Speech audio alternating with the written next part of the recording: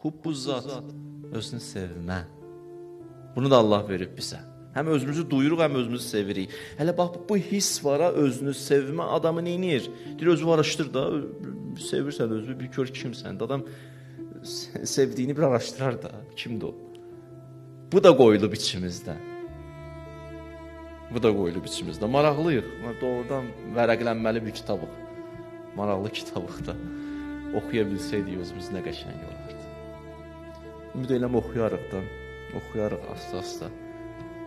Yatmamışdan qabaq biraz 20 dəqiqə qabaq özünüzü oxuyun, sonra yatın. Sübhə qalxdınız, biraz oxuyun. Belə biraz vərəqləyin. Bu kitab biraz böyük kitabdır.